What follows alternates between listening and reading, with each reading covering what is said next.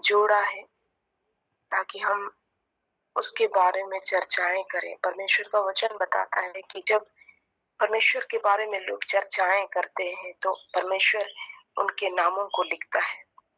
Hallelujah. तो क्या ही अद्भुत समय है कि हम परमेश्वर की उपस्थिति में और परमेश्वर ही की दया से परमेश्वर के महिमा को करने पाते हैं। और आज हम लोग वचन में से कुछ बातों को सीखेंगे। और जैसे कि जो भेजा गया था टॉपिक, उसमें लिखा था वाचा। वाचा के विषय में हम लोग आज सीखेंगे। और मैं समझती हूँ कि ये जो शब्द है वाचा, हमें से कई लोग समझते होंगे। और आज हम लोग जैसे विवाह के लिए वाचा शब्द इस्तेमाल करते हैं, विवाह को हम लोग वाचा कहते हैं। तो उसी के विषय में हम लोग देखेंगे और ये किस प्रकार से बाइबल में इसका क्या महत्व है, या परमेश्वर के काम करने का एक तरीका को हम लोग वाचा कहते हैं। ठीक है, मैं अपना स्क्रीन शेयर करना चाहती हूँ।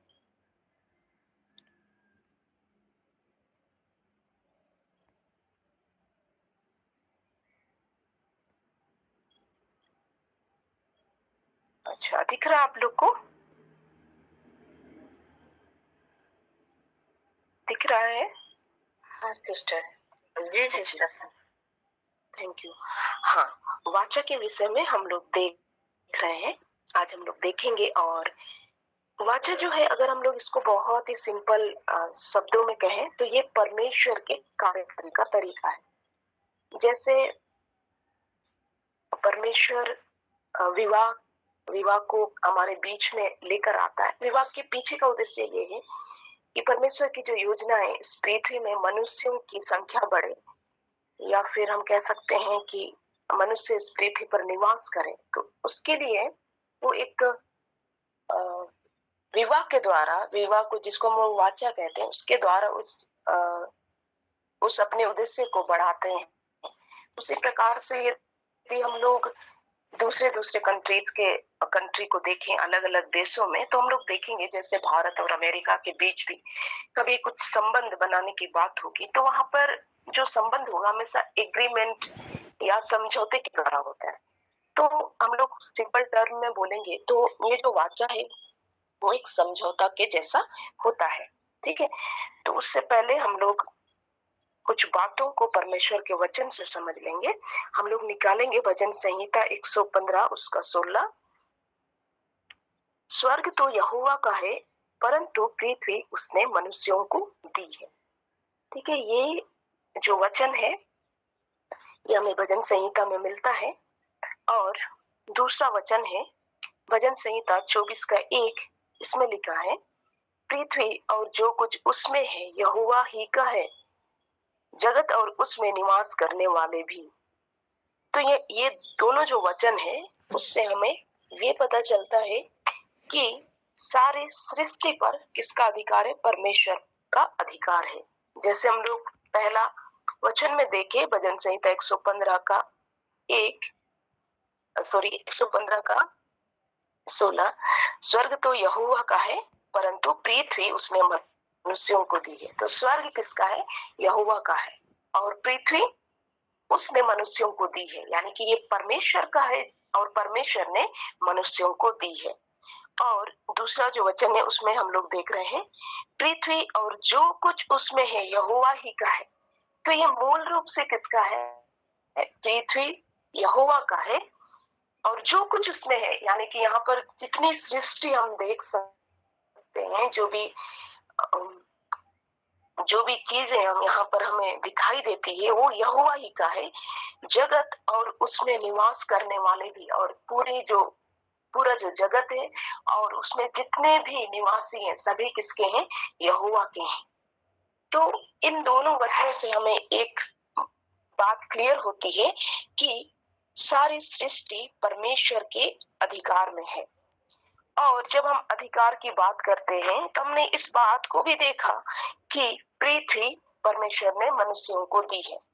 ठीक है, तो ये सभी चीजें पहले किसकी है? ये सभी चीजें पहले परमेश्वर की है, लेकिन जिसके अधिकार में है उसके हाथ में ये रहता है कि वो किसी को भी इसे दे सकता है। जैसे हमारा कोई सामान हो गया तो वो हमारे अधिकार में है कि हम किसी को भी दें, हम डिसाइड करते हैं। तो उसी प्रकार से परमेश्वर ने ये चुना कि पृथ्वी का अधिकार किसी भी मनुष्य को दे।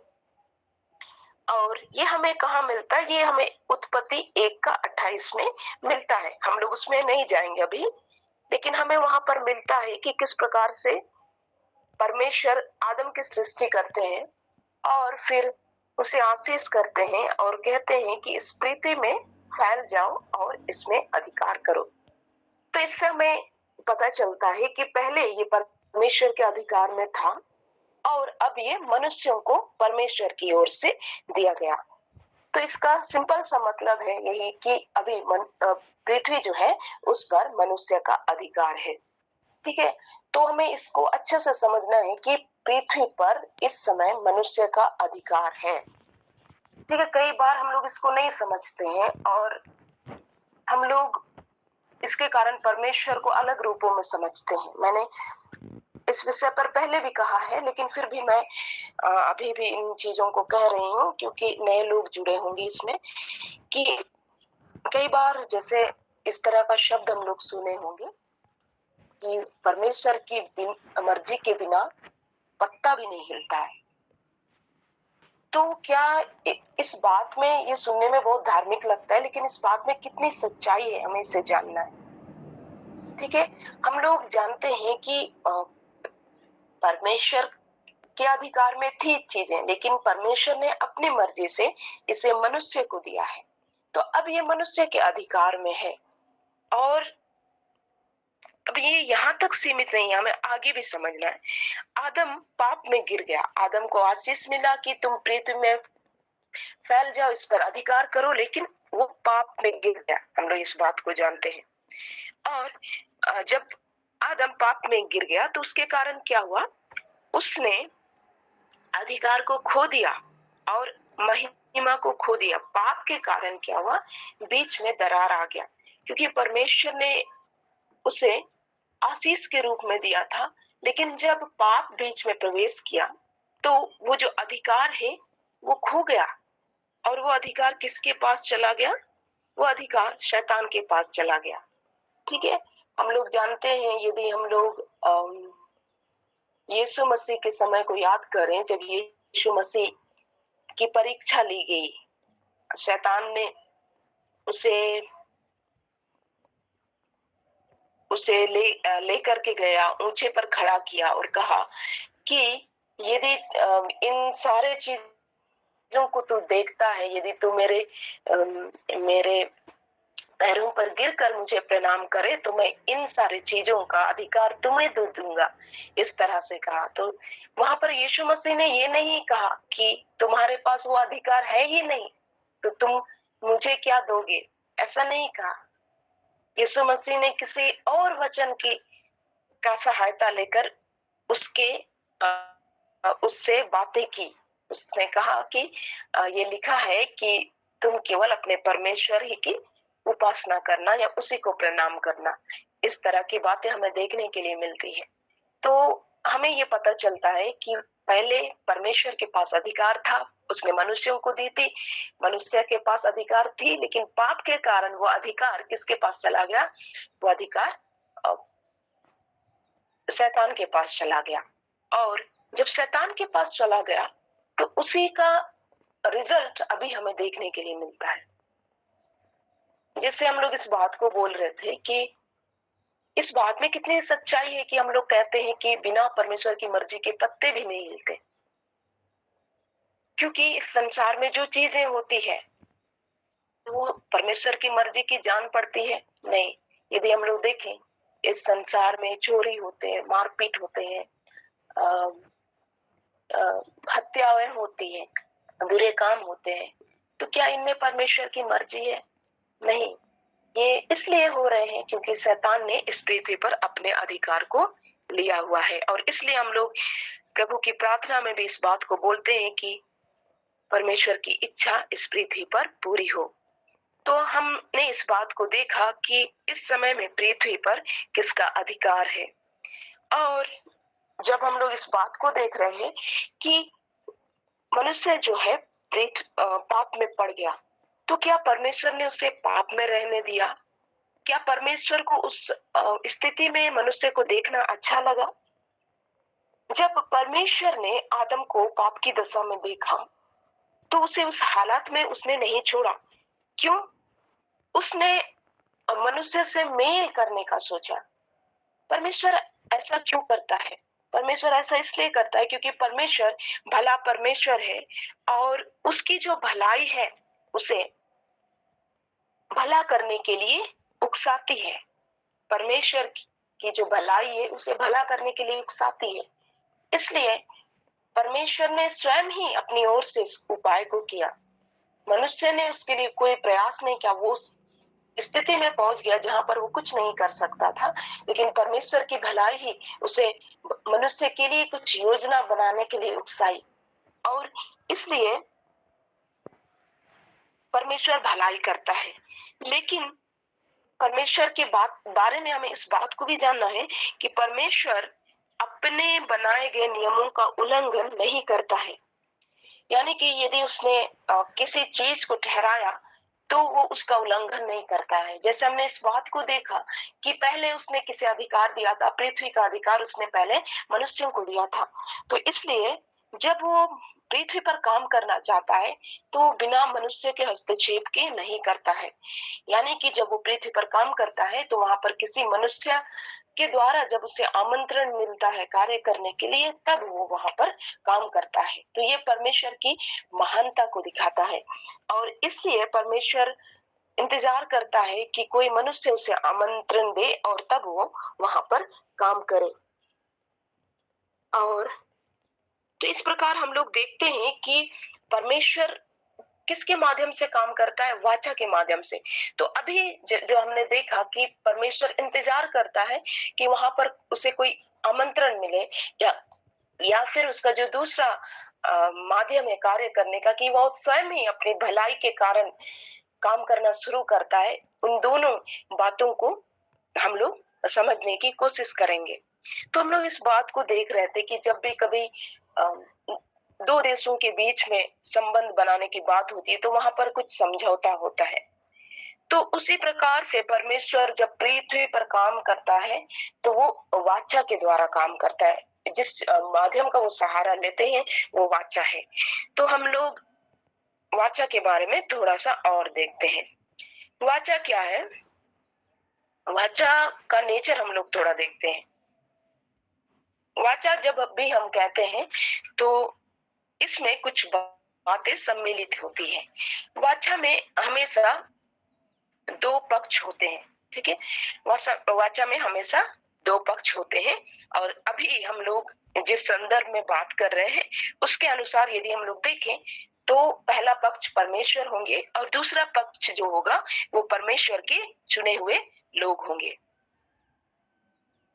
और आई होप आप लोग को सुनाई दे रहा है ना?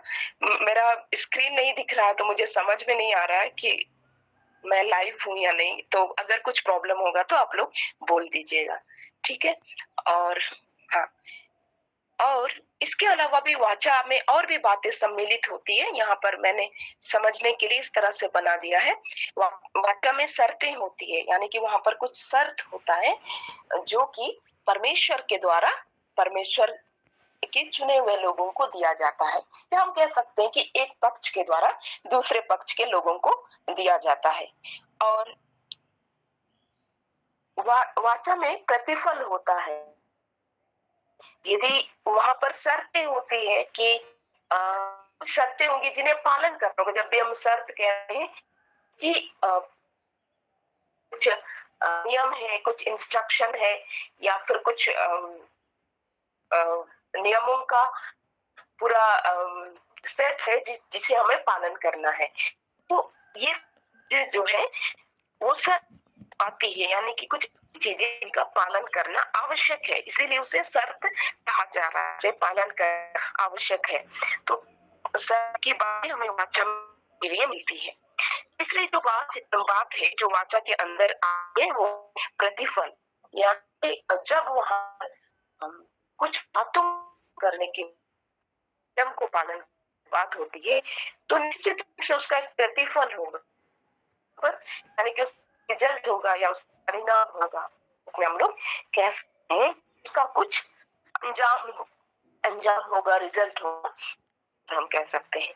फिर वाचा का चिन्ह होता है उनके बीच में, जब यहाँ पर कुछ चिन्ह होता है, ठीक है, जैसे यहाँ पर अंगूठी डाला है करने के जोड़े जाते हैं कि इन दोनों के बीच में चिन्ह कर, तो इस तो देखते हैं कि वाक्य की क्या प्रकृति है, कौन सी होती है। तो इसलिए वाक्य का आप मेजर लेते हैं इस पर काम करने के लिए। तो यदि हम बाइबल है है और भी वाचाएं हैं, लेकिन मुख्य वाचाओं को देखेंगे हम या फिर के साथ जो वो वाचा, दूसरा मूसा की वाचा जिसको व्यवस्था की वाचा भी कहते, और तीसरा है वाचा, इसी को हम यीशु कहते हैं। ये सब वाचा लोग वचन हम देख ले मिलता है एक पढ़ सकते हैं उत्तर का एक क्लियर नहीं है, समझ में नहीं आ रहा है क्या है।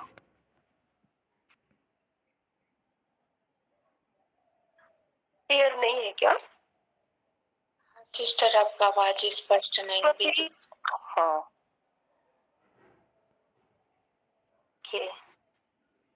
उत्पत्ति 12:1 अभी क्लियर है?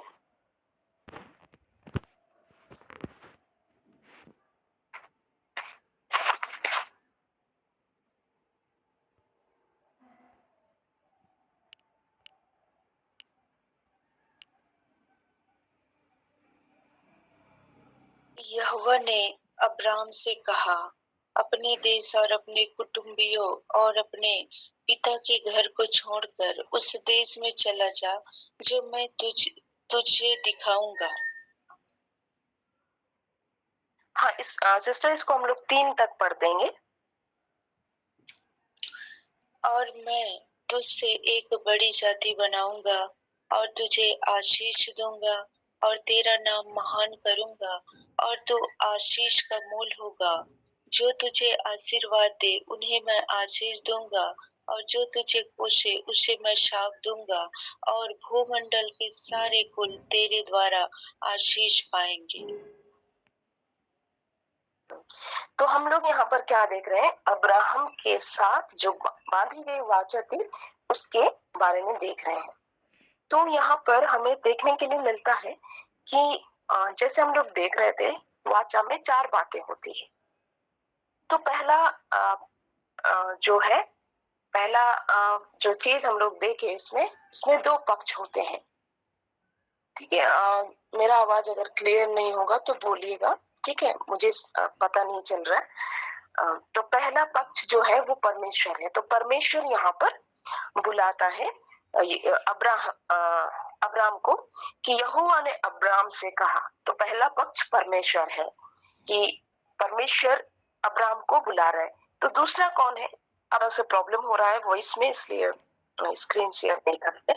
हाँ, तो इसमें हम लोग देखते हैं कि किस प्रकार से परमेश्वर बुलाता है अब्राम को और कहता है अपने देश और अपने कुटुंबियों और अपने पिता के घर को छोड़कर उस देश में चला जा जो मैं तुझे दिखाऊंगा और मैं तुझसे एक बड़ी जाति बनाऊंगा और तुझे आशीष दूंगा और तेरा नाम महान करूंगा।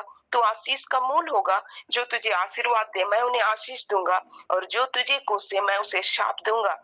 और भूमंडल के सारे कुल तेरे द्वारा आशीष पाएंगे। तो हम लोग यहाँ पर देखते हैं, पहली चीज तो हमने देखा कि दो पक्ष हैं, एक परमेश्वर है, दूसरा अब्राहम है। और दूसरा चीज जो हम लोग देखेंगे वो है शर्त। वाचा में शर्त भी होती है। तो यहाँ पर हमें क्या देखने के लिए मिल रहा है कि यहोवा अब्राहम से बातें कर रहा है और इस बात को कह रहा है कि अपने देश, अपने कुटुंबी और अपने पिता के घर को छोड़कर उस देश में चला जा जो मैं तुझे दिखाऊंगा। तो ये कैसा काम कर रहा है? ये एक शर्त की तरह काम कर रहा है। क्या किसी के लिए भी इतना आसान होता है कि वो अपने घर को, अपने कुटुंबियों को छोड़कर किसी के पीछे चले जाए? किसी के लिए भी ये आसान नहीं है। तो ये परमेश्वर की ओर से उसके लिए एक शर्त दी जा रही है कि क्या करना है, आपको अपने अब्राहम को अपने कुटुंबी और अपने घराने को छोड़ करके एक देश में जाना है जो परमेश्वर उसे देगा। ठीक है, तो ये शर्त है जो परमेश्वर की ओर से दी जा रही है। तो ये केवल शर्त के रूप में है, लेकिन इसके पीछे जो चीज है वो यहाँ पर नहीं दिख रही है, वो है विश्वास। यानी परमेश्वर किस बात की डिमांड कर रहे हैं यहाँ पर, जिस शर्त को वो दे रहा है वो है विश्वास करने की शर्त। क्योंकि मैंने इस बात को बोला कि किसी के लिए भी इतना आसान नहीं है कि जो बसा बसाया जगह है वहां को छोड़ करके वो परमेश्वर के पीछे हो ले। तो उसके लिए क्या करना होगा? उसके लिए विश्वास करना होगा। तो शर्त यहाँ पर क्या है? वो है विश्वास। उसे इस स्टेटमेंट के रूप में मिल रहा है, लेकिन इसके पीछे का जो मूल चीज है जो अब्राहम को दिखाना है वो है विश्वास। तो हम लोग शर्त के रूप में यहाँ पर विश्वास को रखते हैं। और फिर हम लोग आगे बढ़ते हैं। तब मैं तुझसे एक बड़ी जाति बनाऊंगा। तो परमेश्वर अब्राहम से इस बात को कह रहे हैं कि जब तू ऐसा करेगा तो विश्वास के द्वारा मेरे पीछे हो लेगा, कुटुंबियों को छोड़ करके मेरे पीछे हो लेगा, तब मैं क्या करूंगा? प्रतिफल के रूप में हमें दिखता है जो वाचा में तीसरी बात शामिल होती है, मैं तुझसे एक बड़ी जाति बनाऊंगा। तो परमेश्वर इस बात को बोल रहे हैं कि तब मैं क्या करूंगा? एक बड़ी जाति बनाऊंगा और तुझे आशीष दूंगा और तेरा नाम महान करूंगा। फिर वो आशीष का मूल होगा। मतलब अब्राहम को परमेश्वर क्या कह रहा है कि वो आशीष का मूल होगा। यानी कि अब्राहम के द्वारा आशीष आएगी। क्योंकि हम लोग इस बात को देख रहे थे कि परमेश्वर स्वयं ही उसकी जो भलाई है उसके द्वारा उन कामों को करता है, लेकिन वो डायरेक्ट हस्तक्षेप नहीं करता। हमने इस बात को देखा कि परमेश्वर की भलाई उसे भला करने के लिए उकसाती है। तो परमेश्वर की भलाई उसे भला करने के लिए उकसा रही है, लेकिन वो किसी को तो चुनेगा। तो अब्राहम को चुन रहा है, अब्राहम को चुन रहा है। और फिर उसे चुन करके वो उसके सामने वाचा को इंट्रोड्यूस कर रहा है कि देखो किस प्रकार से जब तुम मुझ पर विश्वास करोगे मैं तुझे एक बड़ी जाति बनाऊंगा, तुझको आशीष दूंगा, और केवल तुझे नहीं लेकिन तू आशीष का मूल हो जाएगा। यानी आशीष का जो सोर्स होगा वो कौन होगा? अब्राहम होगा। क्योंकि हम लोग इस बात को देख रहे हैं कि अब पृथ्वी पर किसका अधिकार चला हो गया? शैतान का अधिकार हो गया। तो अब वहां पर कोई नया चीज लाना होगा, नया उपाय करना होगा। तो वो उपाय कौन है? अब्राहम है। और तब वो आशीष का मूल होगा। तब परमेश्वर को क्या मिलेगा? वहां पर कार्य करने का एक माध्यम मिलेगा। और जो तुझे आशीर्वाद दे मैं उन्हें आशीष दूंगा, और जो तुझे कोसे मैं उसे शाप दूंगा। यानी कि जो उसको अब्राहम को आशीष देगा उसे परमेश्वर भी आशीष देगा, और जो उसे श्राप देगा या जो उसे कोसेगा उसे परमेश्वर भी श्राप देगा। और इस प्रकार से क्या होगा? भूमंडल के सारे कुल तेरे द्वारा आशीषित होंगे। यानी कि परमेश्वर अपनी भली योजना को किसके द्वारा? अब्राहम के द्वारा लेकर के आ रहा है। किसके माध्यम से? वाचा के माध्यम से। और उनके पास एक प्रकार का कुछ चीजें कही गई और उसके लिए उसे क्या करना है? उसके पास क्या शर्त दिया गया कि उसे विश्वास करना है। तो क्या अब्राहम ने विश्वास किया? हम लोग देख लेंगे उत्पत्ति 15:6 में। उत्पत्ति 15:6। पता नहीं क्यों नेटवर्क इशू है, मुझे भी नहीं समझ में आ रहा है, लेकिन आई होप ये हो जाएगा। हाँ, उत्पत्ति 15 का 6 में कोई भी पढ़ सकते हैं। उसने यहोवा पर विश्वास किया और यहोवा ने इस बात को उसके लेखे में धर्म गिना। Thank you. Thank you sister. तो उसने यहोवा पर विश्वास किया, अब्राहम के बारे में बात हो रही है। और जब अब्राहम से कहा जाता है कि अपने कुटुंबी और अपने घराने को छोड़ करके एक नए जगह पर चले आओ, तो अब्राहम उस चीज को करता है और उसने यहोवा पर विश्वास किया। तो परमेश्वर उसे किस रूप में देखता है? विश्वास के रूप में, कि यहोवा पर विश्वास किया और यहोवा ने इस बात को उसके लेखे में धर्म गिना। तो परमेश्वर इस चीज को, हम लोग इस बात को देख रहे थे कि उसके पास कुछ शर्त रखी जाती है। तो अब्राहम के पास शर्त रखी गई कि ऐसा ऐसा करना है, लेकिन उसके पीछे जो मूल बात थी वो था विश्वास, यानी कि अब्राहम को विश्वास करना था शर्त के रूप में। और अब्राहम ने उस बात पर विश्वास किया, उसने यहोवा पर विश्वास किया और यहोवा ने इस बात को उसके लेखे में धर्म गिना। तो हम लोग इस बात को देखते हैं कि अब्राहम उस पर विश्वास करता है। ठीक है, और फिर आगे हम लोग देखते हैं। हाँ, हम लोग चिन्ह देख लेते हैं। हम लोग चिन्ह की बात कर रहे थे, वाचा में चिन्ह होता है। हमें मिलेगा उत्पत्ति 17 उसका 9 से 11 में।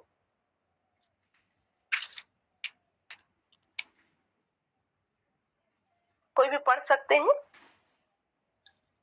फिर परमेश्वर ने अब्राहम से कहा, तू भी मेरे साथ बांधी हुई वाचा का पालन करना, तू और तेरे पश्चात तेरा वंश भी अपनी अपनी पीढ़ी में उसका पालन करे। मेरे साथ बांधी हुई वाचा जिसका पालन तुझे और तेरे पश्चात तेरे वंश को करना पड़ेगा, वह यह है, तुम में से एक एक पुरुष का खतना हो। तुम अपनी अपनी खलड़ी का खतना करा लेना। जो वाचा मेरे और तुम्हारे बीच में है, उसका यही चिन्ह होगा। पीढ़ी पीढ़ी में केवल तेरे वंश ही के लोग नहीं, पर जो तेरे घर में उत्पन्न हुआ हो अथवा परदेशी से रुपया देकर मोल लिया जाए, ऐसे सब पुरुष भी जब 8 दिन के हो जाए तब उनका खतना किया जाए।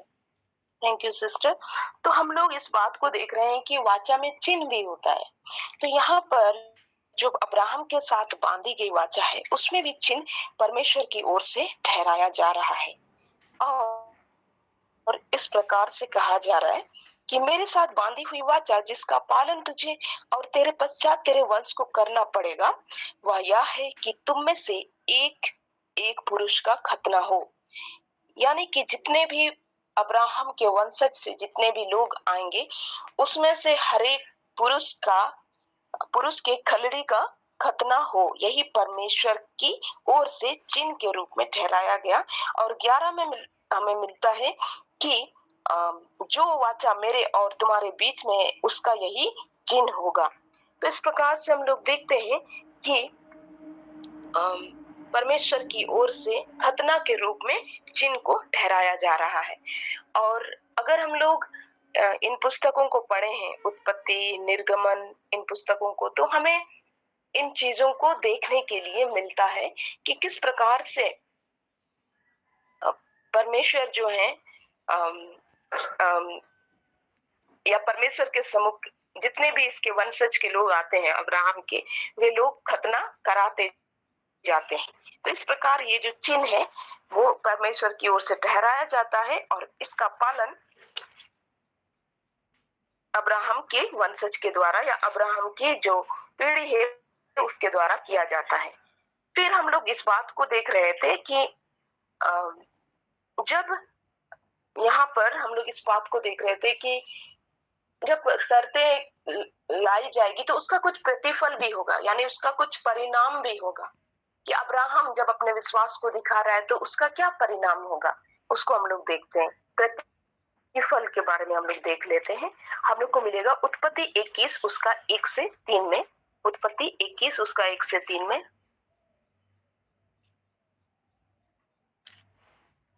कोई भी पढ़ सकते हैं।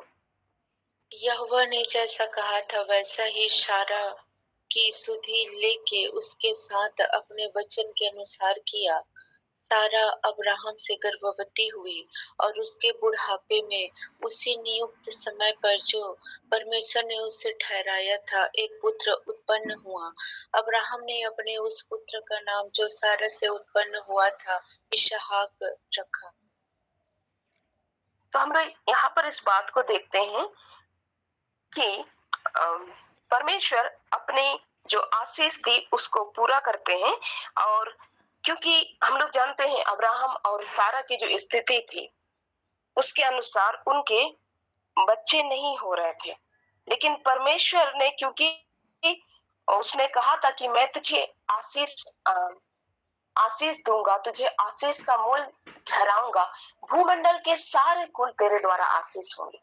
सोचिए, अगर अब्राहम ही का बच्चा ना हो तो फिर उसके द्वारा कैसे लोग आशीष पाएंगे, है ना। तो परमेश्वर उस चीज को पूरा कर रहे हैं जो उसने कहा था उससे। और इसलिए हमें प्रतिफल के रूप में दिखता है कि यहोवा सारा की सुधि लेते हैं, और जैसे उसने अपने वचन में कहा था, यानी कि जैसे उसने प्रतिज्ञा की थी, ठीक समय पर सारा गर्भवती होती है और तब एक पुत्र उत्पन्न होता है। और फिर इसहाक के द्वारा ये जो पीढ़ी है वो आगे चलती है। यदि इसहाक नहीं होता, ये पहला ही पुत्र नहीं होता, तो फिर बाकी लोग कैसे होते। तो इसको हम लोग निर्गमन 1 का 7 में भी देख लेंगे कि किस प्रकार से परमेश्वर अपनी प्रतिज्ञा को पूरी करते हैं, और जो वाचा बांधी गई थी उसका प्रतिफल अब्राहम के जीवन में आता है। निर्गमन 1 का 7। परंतु इस्राएल की संतान फूलने फलने लगी और वे लोग अत्यंत सामर्थी बनते चले गए और इतना अधिक बढ़ गए कि सारा देश उनसे भर गया। तो यहाँ पर हमें क्या देखने के लिए मिलता है कि वही अब्राहम, वही सारा जिसके बच्चे नहीं हो रहे थे एक समय, लेकिन परमेश्वर ने, क्योंकि वाचा में हम लोग इस बात को देख रहे हैं कि प्रतिफल भी होता है। अगर कोई वहां पर विश्वास किया तो उसका प्रतिफल भी देखने के लिए मिलेगा। तो पहले सारा के जीवन में हम लोगों ने देखा नहीं कि परमेश्वर ने अपनी प्रतिज्ञा को पूरा किया, जैसा वचन उसने कहा था वैसा किया। और फिर हम लोग देखते हैं कि फिर इसहाक और फिर अब्राहम का जो वंशज है वो पूरी पृथ्वी में बढ़ते चले जा रहे हैं। या हम कह सकते हैं कि जहां पर विशेष रूप से जो इजरायली थे वे जहां पर थे उस समय वे मिस्र देश में चले गए थे, वहां पर इस बात को देखने के लिए मिलता है कि इजराइल की संतान फूलने फलने लगी और वे लोग अत्यंत सामर्थ्य बनते चले गए। जैसे परमेश्वर वादा किया था कि मैं तुझे बड़ी जाति बनाऊंगा, अत्यंत सामर्थ्य होते चले गए और इतना अधिक बढ़ गए कि सारा देश उनसे भर गया।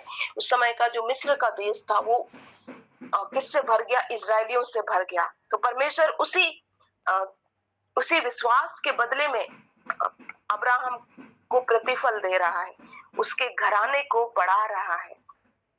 मिस्र में बढ़ाया और फिर आगे भी होती हैं बातें, उसको हम लोग बाद में देखेंगे। तो हम यहाँ पर हम लोग मुख्य रूप से अब्राहम के साथ जो बांधी गई वाचा थी उसको समझने का कोशिश किया। फिर जो दूसरी वाचा जिसके विषय में हमें बाइबल में देखने के लिए मिलता है, जो मुख्य वाचा है वो है मूसा के साथ बांधी गई वाचा। मूसा के साथ जो बांधी गई वाचा है उसको भी हम लोग इसी प्रकार से समझेंगे।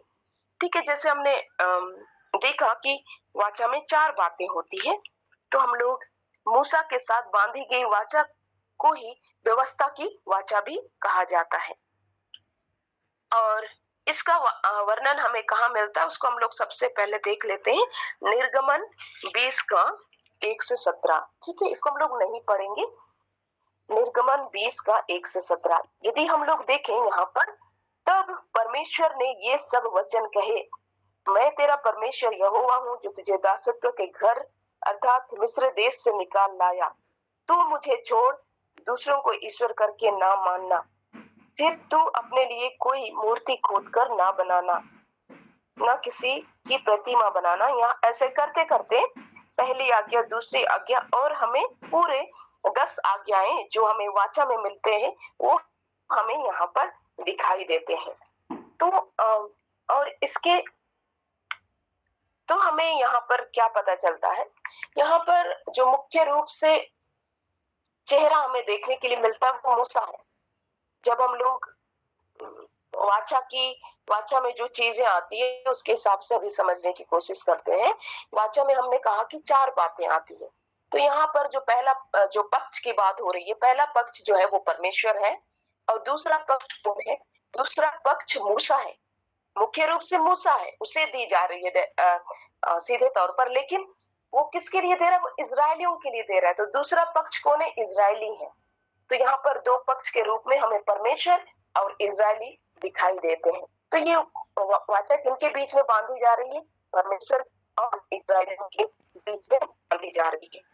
ठीक है। और यहाँ पर जो शर्त रखी जा रही है वो क्या है?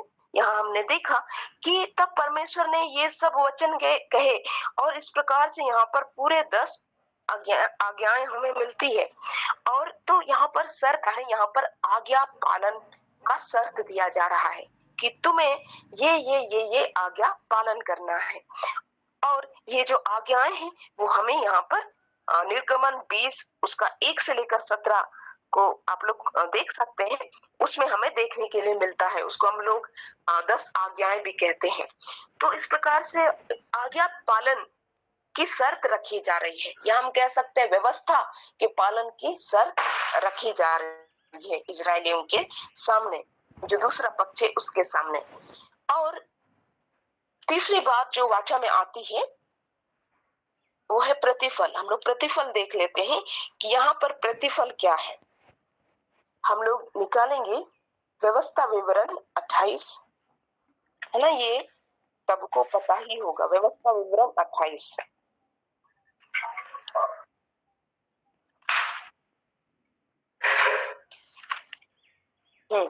ये हमें मिलता है पेज नंबर 249। व्यवस्था विवरण 28 का 1 से लेकर के पूरा यदि हम लोग देखें तो इसको कहाँ तक हम लोग पढ़ेंगे? 1 से लेकर के पूरे 28 पद को। ठीक है, लेकिन अभी हमारे पास समय नहीं है तो मैं कुछ ही बातों को यहाँ पर हाईलाइट करना चाहूंगी। जैसे यहाँ पर देखिए, यदि तू अपने परमेश्वर यहोवा की सब आज्ञाएं जो मैं आज तुझे सुनाता हूँ चौकसी से पूरी करने को चित लगाकर उसकी सुने, तो वह तुझे पृथ्वी की सब जातियों में श्रेष्ठ करेगा। फिर अपने परमेश्वर यहोवा के सुनने के कारण ये सब आशीर्वाद तुझ पर पूरे होंगे। प्रतिफल क्या होगा? कुछ आशीष मिलेगी। धन्य हो तू नगर में, धन्य हो तू खेत में, धन्य हो तेरी संतान और तेरी भूमि की उपज, गाय भेड़ बकरी आदि पशुओं के बच्चे।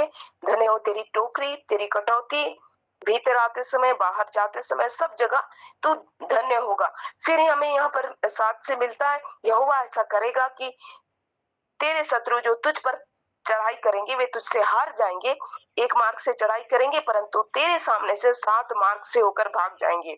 तेरे खत्तों पर जितने कामों में तू हाथ लगाता है उन सब पर यहोवा आशीष देगा। तो इस प्रकार से हमें पूरा यहाँ पर आशीष मिलता है। ठीक है, कहाँ तक? यहाँ पर हमें 14 तक आशीष दिखाई देते हैं कि किस प्रकार से मैं तुझे आशीषित करूंगा।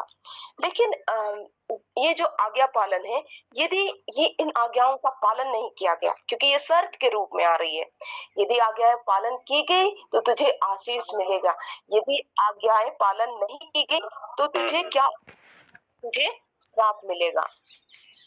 तो यहाँ पर हमें 15 से मिलता है, परंतु यदि तू अपने परमेश्वर यहोवा की बात सुने और उसकी सारी आज्ञाओं और विधियों के पालने में जो मैं आज तुझे सुनाता हूँ चौकसी नहीं करेगा तो ये सब शाप तुझ पर आ पड़ेंगे।